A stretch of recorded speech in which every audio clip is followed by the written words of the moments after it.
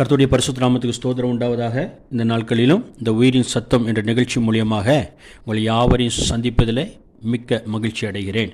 விசேஷமாய் இந்த நிகழ்ச்சியை யார் யாரெல்லாம் பார்க்கிறீர்களோ உங்களை ஆண்டவரும் இரட்சகருமாகிய இயேசு கிறிஸ்து நாமத்தினாலே வாழ்த்துகிறேன். இந்த நிகழ்ச்சிக்கு உங்களை வரவேற்கிறேன்.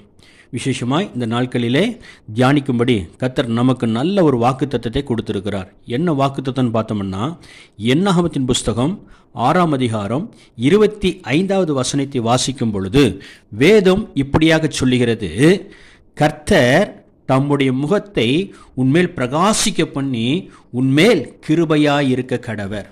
அப்போ இன்றைக்கு என்னாகும் 26ஆம் அதிகாரத்தில் 24வது வசனத்தை வாசிக்கும் பொழுது ஆண்டவர் நல்ல ஒரு வாக்குத்தத்தை கொடுத்துருக்கிறாரு.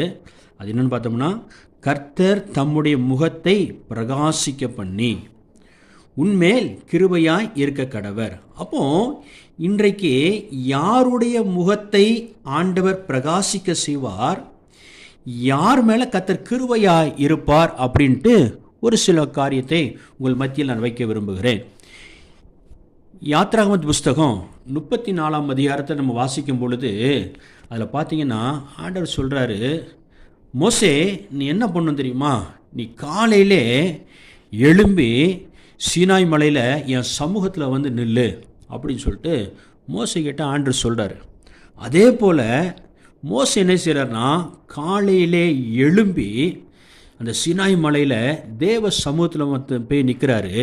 அது மாத்திரமல்ல, எத்தனை நாள் நிற்கிறான்னு பார்த்தீங்கன்னா கிட்டத்தட்ட 40 நாள். அது எப்படி நிற்கிறாராம், அவர் அப்பம் புசியாமலும் தண்ணீர் குடிக்காமலும் 40 நாள் அவர் அந்த சீனாய் மலையில் தேவனோடு கூட இருந்தார்னு சொல்லிட்டு நம்ம வேதத்தில் நம்ம வாசிக்கிறோம். அப்படி மோசே அந்த 40 நாள் அளவும் தேவனோடு தேவ சமூகத்தில் கர்த்தரோடு இருந்ததுனால வசனம் சொல்லுது, யாத்ராகமும் 34ஆம் அதிகாரத்தில் 29வது வசனத்தை வாசிக்கும் பொழுது வசனம் இப்படியாக சொல்லுகிறது, மோசே சாட்சி பலகைகள் இரண்டையும் தன் கையில் எடுத்துக்கொண்டு சீனாய் மலையிலிருந்து இறங்குகிற போது தன்னோடே அவர் பேசினதினாலே தன் முகம் பிரகாசித்திருப்பதை அவன் அறியாதிருந்தார். அப்போ யாருடைய முகத்தை கர்த்தர் பிரகாசிக்க பண்ணுவார் என்று வாசிக்கும் பொழுது, எந்த மனுஷனோடு கர்த்தர் பேசுகிறாரோ, எந்த மனுஷன் கர்த்தரோடு பேசுகிறாரோ அவருடைய முகத்தை கர்த்தர் பிரகாசிக்க பண்ணுவார். அல்லேலூயா.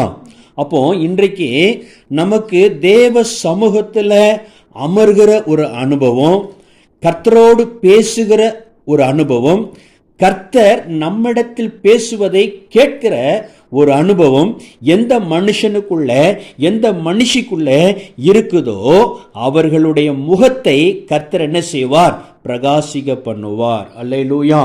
அப்போ நம்ம தேவ சமூகத்தில் அமர்கிறதுக்கு ஒரு நேரம் வச்சிருக்கிற, எப்பனாலும் அமரலாம்.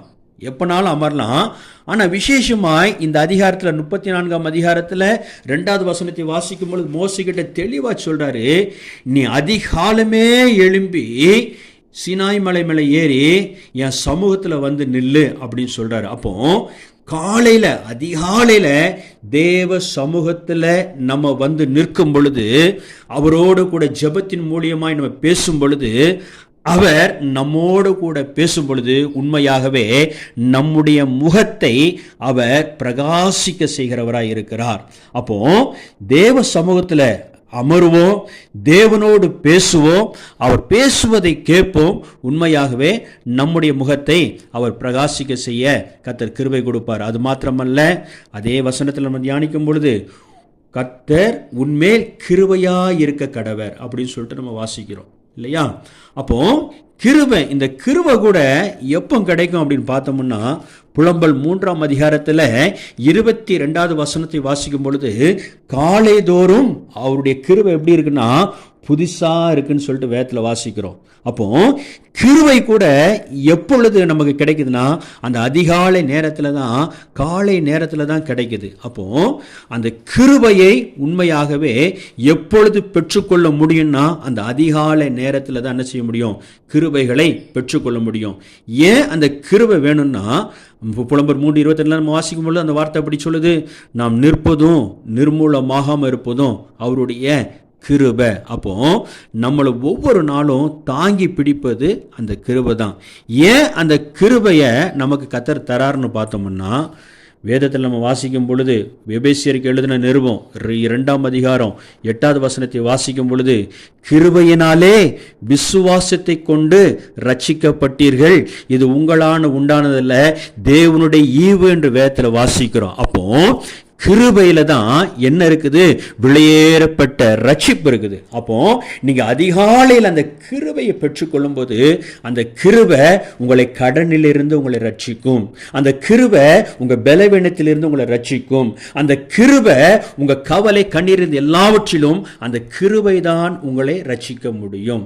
கர்த்தருடைய பரிசுத்த நாமத்துக்கு ஸ்தோத்திரம் உண்டாவதாக. அதனாலதான் சங்கீதம் 90:14 வாசிக்கும் பொழுது, நாங்கள் எங்கள் வாழ்நாளெல்லாம் களி கூர்ந்து மகிழும்படி உங்களுடைய கிருபையினாலே எங்களை என்ன பண்ணும், திருப்தியாகுன்னு சொல்லிட்டு மோசே கேட்கிறார். அப்போ நம்ம வாழ்நாள் முழுதும் நம்ம மகிழ்ச்சியா இருக்கணும்னா உண்மையாகவே அந்த கிருபை நமக்கு அவசியம். இந்த கிருபை எப்போ கிடைக்கும்னா, தேவ சமூகத்தில் நீங்க அமரும் பொழுது கிருபை கிடைக்கும். அப்போ நம்ம அதிகாலை எழும்பி, தினந்தோறும் அதிகாலையில் எழும்பி தேவ சமூகத்தில் நிற்கும் பொழுது கர்த்தர் நம்ம முகத்தையும் பிரகாசிக்க செய்வார். தேவ சமூகத்தில் காலையில நிற்கும் பொழுது உண்மையாகவே இப்படிப்பட்ட கிருபையிலே கொடுத்து கர்த்தர் உங்களையும் என்னையும் ஆசீர்வதிக்க நல்ல ஒரு ஆண்டவராய் இருக்கிறார்.